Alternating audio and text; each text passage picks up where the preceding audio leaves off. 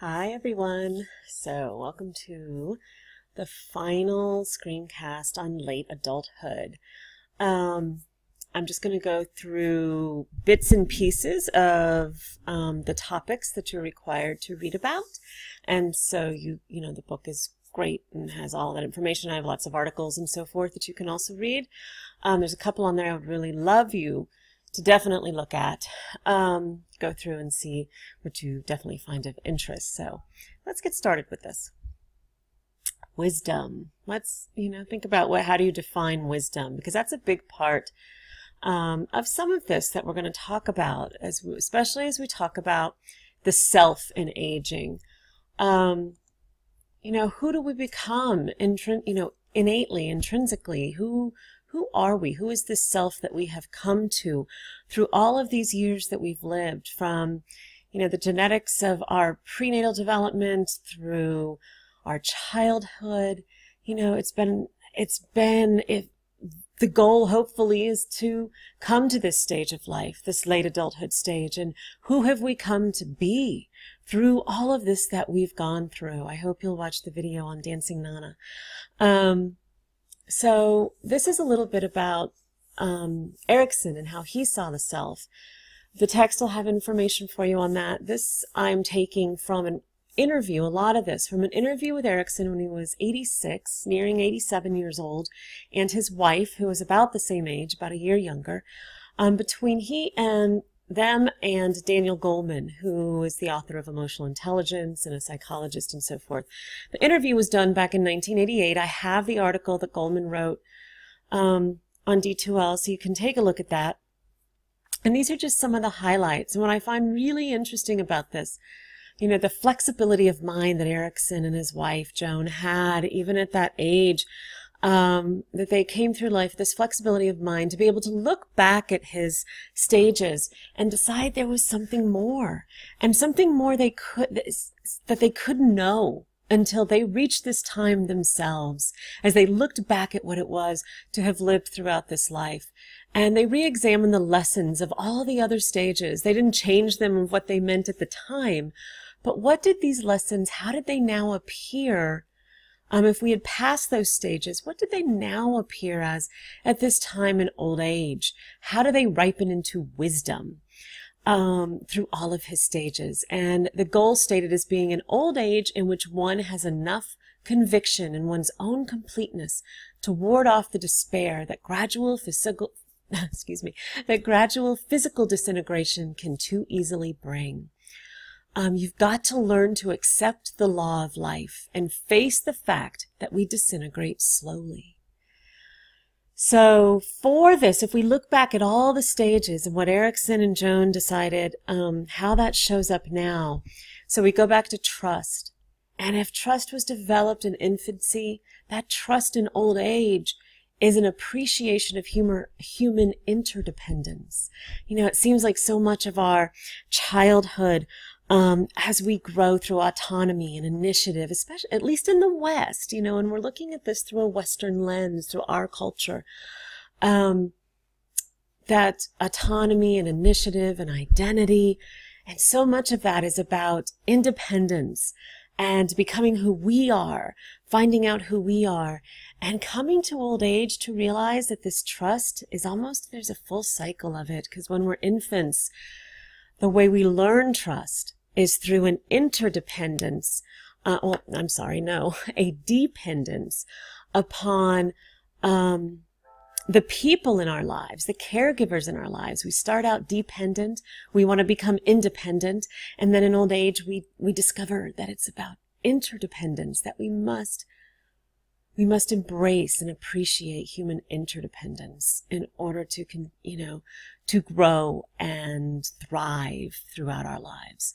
Autonomy, that second stage, which is, learning control over one's body, getting a sense of will of one's own, a selfhood, of one's own in the beginning.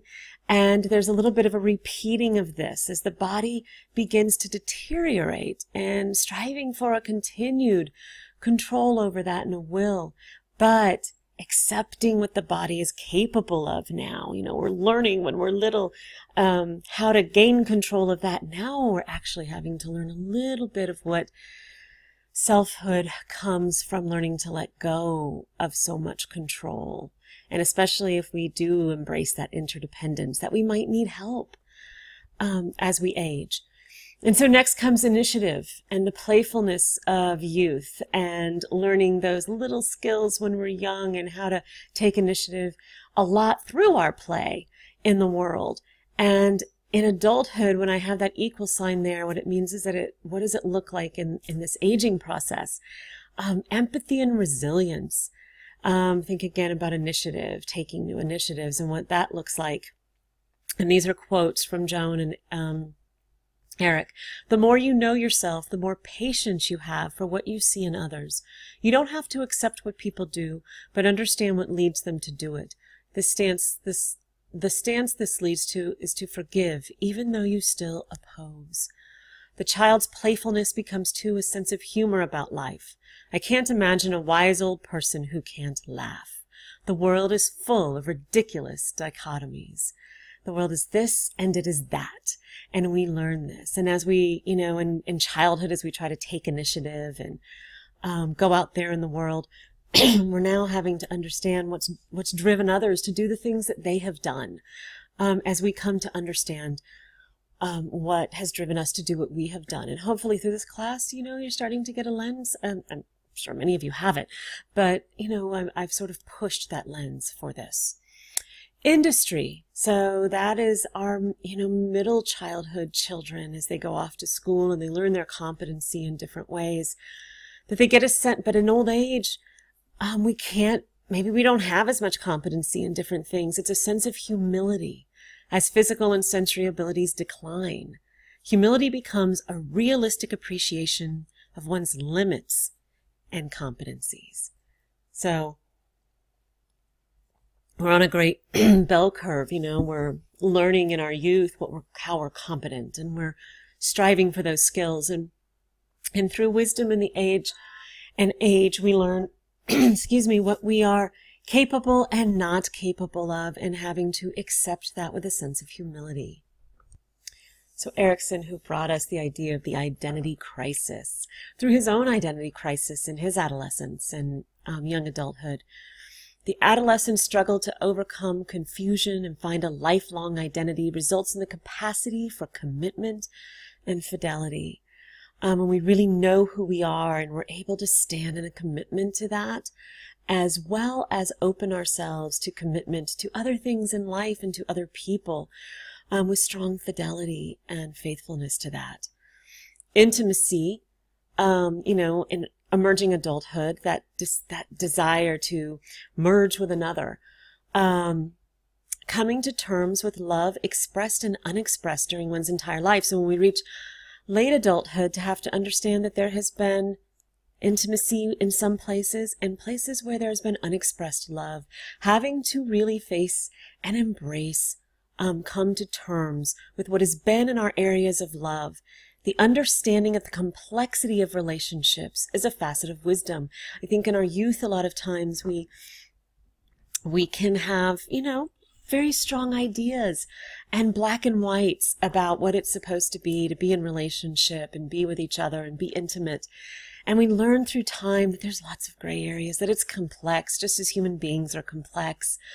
You have to live intimacy out over many years with all the complications of a long-range relationship, really to understand it, Mrs. Erikson said.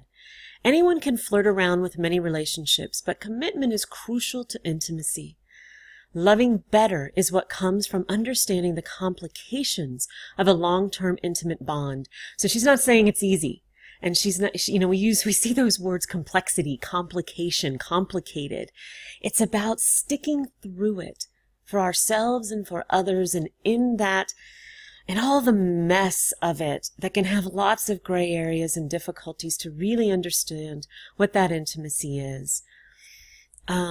Okay, so the next, generativity, which comes with the middle age, taking care to pass on to the next generation what you've contributed to life, to contribute to life, to find deep contribution and purpose, and pass that on. And so that what becomes important is not necessarily just what it does for us in terms of earning us money. Yes, that's still necessary in terms of our esteem and our recognition. But in terms of what it gives to the next generation, in terms of what we really contribute, it's a matter of contribution. When we reach that middle age. As an attribute of wisdom in old age, generativity has two faces. One is caritas, a Latin word for charity, which the Ericksons take in the broad sense of caring for others. The other is agape, a Greek word for love, which they define as a kind of empathy. So charity and empathy, things that we give to others rather than about ourselves. And then integrity, coming to this last stage, culminates in a full wisdom to the degree each earlier phase of life has had a positive everything has gone well. One achieves a sense of integrity, a sense of completeness, of personal wholeness that is strong enough to offset the downward psychological pull of the inevitable physical disintegration. There can be a draw to despair as we change, as we lose some of what we had in our youth. And so how do we maintain a sense of integrity? And integrity also, adding to that word, integration. How do we integrate all that has been? The good, the bad, the dark, the light, the beautiful, the ugly, the messy, the gorgeous. How do we take all of that and integrate it into that full tapestry? If you go back to the very beginning of this class, if you listen to my screencasts, where I talked about each human being that tapestry, and that it takes all of those threads, or a great painting. It takes all of those textures and colors to create the whole. And how do you embrace all of that at the end, or towards the end of life, into a sense of wholeness and understanding and compassion for the self and what has been, as well as a deeper wisdom and understanding about the world and others. What is real wisdom, Mrs. Erickson asks. It comes from life experience well digested. It's not what comes from reading great books. So this comes about in the interview is about the difference between learning and wisdom. We can learn a bunch of facts and stuff and know things. I asked my class the other day when we were talking about the education of our young, what is the difference between knowing and thinking? And there is a great difference. We can know stuff. We can memorize stuff that we'll one day forget. But how do we think? How do we come to really digest and be wise in all of this information? When it comes to understanding life, experiential learning is the only worthwhile kind. Everything else is hearsay. Everything you learn, everything you read, everything we digest by what others have said is hearsay. It's our own experience of it. You can know everything in the world about mindfulness, growth, and all of that, and until we sit down and do it, that's when we really learn. All right. So that's Erikson left behind on the idea of the self. Look a little bit at Maslow. So if we remember Maslow's hierarchy and, the 5 stages that the book talks about and that we tend to talk about with Maslow, and you can find Maslow in business, and there's several really good, we'll talk about Maslow again, about death and dying, and there's some really good articles or really good information, interesting information about how Maslow's hierarchy has been used in many different arenas, and one of them being palliative care, hospice, and so forth, and for the aging and dying. Maslow maintained that older people are more likely than younger to reach that last bit, that self-actualization.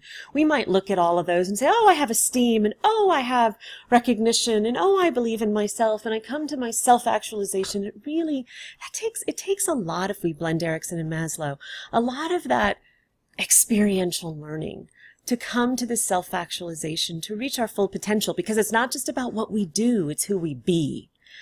And it becomes as much about that being nature of, taken in terms of the whole. And some of that, when we can look beyond ourselves. Aesthetic, creative, philosophical and spiritual understanding. Now, we can name this as self-actualization, but what's interesting is that toward the end of his life, Maslow added a sixth, and it was called self-transcendence. And I really think that some of this self-actualization, and he would say, got mixed into the idea of self-actualization. Self-actualization is our own potential, our personal potential. Transcendence is about seeking something, a benefit beyond the purely personal. Communion with that which is beyond it. And that is found a lot in the aesthetic, creative, philosophical, and spiritual understandings that we might come to in life. A deeper spirituality, deeper appreciation of nature. To find that humor when we can go beyond ourselves and see kind of that bigger picture. When we can look down at life, I'm sorry, that sounded really wrong.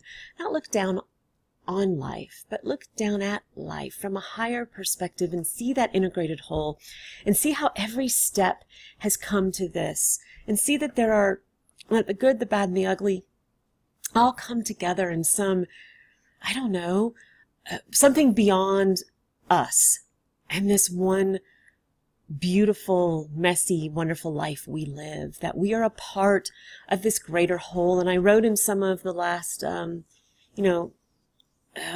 questions, the idea that we're a puzzle piece and we're necessary. I think when we look at, if we think of ourselves too small, we can think we're inconsequential.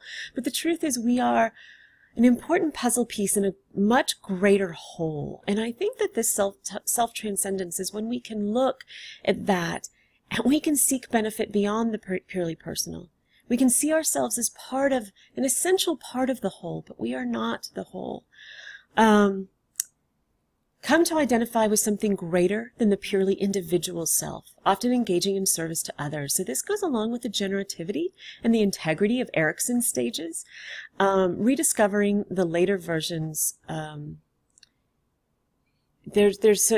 this is something that's not talked about much, this sixth stage of his. And I think that some of what we talk about as self-actualization was really what he discovered in self-transcendence. So let's go deeper into that wisdom idea. And are the older wiser? Well, we just looked at, Erikson and in his old age and Maslow and thinking that it really did take some age to find these spaces in life where we could reach this level of perspective beyond ourselves and humor, which comes from some of that perspective and holding these dichotomies. And I think, yes, we can do this in adulthood and in different times of life. But though wisdom isn't only for the old, that some of it is gained through that life experience and through seeing things through a greater whole than our one beautiful life. So let's move to death and dying. And I just have here, again, this is going to be really short for this unit, just some things that I really wanted to press in on. But death and dying, you'll find two different stage versions of it. Kubler-Ross's, which have been around a long time, the denial, anger, bargaining, depression, and acceptance. She researched the dying to come to these. And I really encourage you to look at the articles on this that I have, because there's been a lot of misconception about her work over time because it was put into stages. And we tend to take stages as human beings and just sort of decide that it means that, okay, well, this is what we have to go through. We go through this, this, this, and a little like Piaget's stages, like you have to go through this, and when you finish that, you can go to this. And when you finish that, you can go to this. Instead, she didn't really see it like that. It was a lot more organic, that these were more possibilities of feelings and things that people could go through. Some were short, some were longer, some blended into each other. Some could have even been skipped, but that these were things that she saw in the dying, and often, yes, they took this kind of organic arc to come to true acceptance of what death was. But it was much more, I think, lovely than thinking that people have to go through all of these like this. So I really encourage you to look at some of those articles and let it take you a little bit deeper. Maslow is one, as I said, that's been looked into for palliative care and transcribed into. So I know many of you may be going into nursing, and this would be an interesting way. And if you do ever go into hospice or that kind of care, and also if you ever, not just for yourself when you reach late adulthood, but you take care of older parents or older family members or older people in general who are going through this, or anybody actually. It's not only the old that die, and that can be tough, right? But for Maslow's, I think, it's a lovely way to look at what people need. What are their because remember that Maslow's stages are needs. And so what are people's needs? They need physiological, they need to be free from pain, they need to be comfortable physically. And then they need to feel that they are safe, that they're not going to be abandoned, that they are that they are wrapped and embraced and going to be taken care of, that they have love and acceptance from close family and friends, that they are surrounded and not alone in going through this, that there is that sense of love and belonging and accepting that they're going through this and that this may be the end, that this is the end, and that it's all okay with everyone around. If you have been with those who have died, you will hear stories you may have been through, I have been through with my parents, and you may go through or see or hear over and over stories about how the dying waited. And I saw this. My father was dying of a brain tumor, and it was at the very end, and my brother was coming from another state to be with him in the very end. And my father died within just a few hours of my brother's arrival.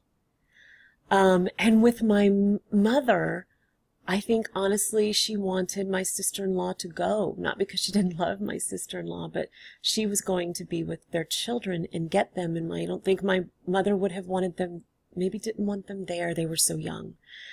And so there is sort of this need for those around to accept what's happening and to let them go. And that bleeds into respect, to respect this time of life and what's happening and their desires and needs. When we found out my mother had cancer, it was really hard because she didn't want to fight it. She didn't want to go through chemo and radiation, which would have done very little for her at the stage she was in.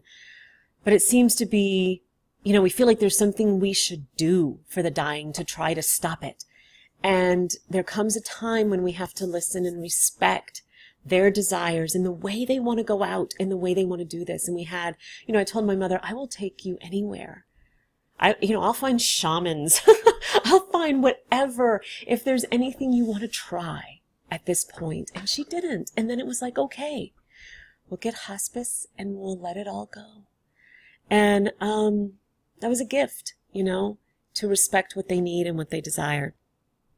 Self-actualization, appreciating one's unique past and present, giving them the love of their stories and what they've offered, maybe, to give them those words of thanks and gratitude, and letting, giving them a sense of peace as they go, and then that self-transcendence, that acceptance of the end as a doorway, potentially, to something else. One other thing I want to talk about, that there is in this, the book talks about how to, children in death. And there's an article about how to talk to children about death. And I think that, there's an article about, being aware, and the book talks about being aware of what stage the child is in, maybe what stage of Erikson and Piaget and thinking, and what they're going to be capable of taking in. I would share this only out of my own experience. My son, because my parents died before my son was born, it's kind of always since he was 3 been a part of his cognition, and that death happens. And since a very young age, he's been very afraid of it. And I've, offered books and talked and all of these things. And what I came to, and what a counselor once said to me, she asked me a question, and it made, and many of you have this. I'm directing this as sort of a point of learning for myself. She said, what's his story around death? And because my story around it may not be very concrete, and he's 11, concrete and specific, and here's what happens, here's what we believe, here's all of this. I thought I had a lovely one. But because of his age, he needed something very concrete. And so it is good and important to understand children at their age of thinking. And I think it's really nice to offer them a story of some kind. And that doesn't mean it has to be a particular, I'm not offering up a particular belief system for what that story is. That's dependent upon your belief story. But if your belief system doesn't have a story that goes with it, that for children, and I mean no disrespect to those that have, a deep faith and belief in something and calling it a story, but for children, it is at that faith level, at that stage, to see it as a story of what happens, and it is, and it's a lovely thing. And so to create whatever it is for children, at whatever age they are, whether it be magical or concrete or abstract, how they're going to be able to, what questions they have, and how they're going to be able to have an arc of story that makes sense for them and brings them a sense of understanding and peace and needs met. So that's what I'll say about that. The one last thing I want to do here, regret. And it kind of seems like, wow, that's a lovely place. I am going to have one more screencast, but it's a lovely place to end, Tracy. Why regret? But I think it's interesting because there's been a lot of, there's even be like memes, not memes, but articles a lot and so forth about, regret and dying and what do the dying regret. And, it looked at the top regrets are education, career, romance, parenting, self. Money doesn't even rank. So just to be aware for ourselves what it is that the dying have regretted so that we can use it as information for our living. If the dying don't really have regrets, if money doesn't even rank, and yet what do we stress the most about in life? And I'm not saying it's not a valid stressor. I just think that how can this inform our choices about living? So there were, of course, big regrets and little regrets. Small regrets, wish I'd paid more attention in class, wish I'd taken more vacations. So think now for yourself, what are your small regrets at this point in your life? And I guess I should back up to, are regrets valuable? Is regretting valuable? Because there's also this big idea of live with no regret. I will have no regrets. Okay, I can honor that and value that, but people that live with no regret, we have a name for, and it's sociopath. If you have no regret and no fear and no empathy. Regret is simply the ability to look back and say, wow, to learn from past experience and to be able to say, maybe I didn't handle that the best. I'm not talking about dwelling in regret. I'm not talking about moving into despair. I'm not talking about living in past decisions. I'm talking about learning from past decisions, learning from past ways of choices and the ways that we do things in order to move forward in a new way. And that is valuable. That is growth. And so small regrets of, I wish I'd paid more attention in that class. I wish I had, done a little bit more here, taken more vacations, or really engaged more with my kids when we were playing. I have that one. I'm such a thinker that when I could sit and play with my child and know that my mind was off in other places. And now I can regret a little that I didn't, I did often engage, but that I didn't engage as much as maybe I would have liked, like deeply mindfully engaged at times. Larger regrets. Wish I'd spent more time with my mom the year she died. Wish I'd spent more time with my children when they were young. These are the big ones. And if we can use them simply to inform our moving forward, then they're a gift to us.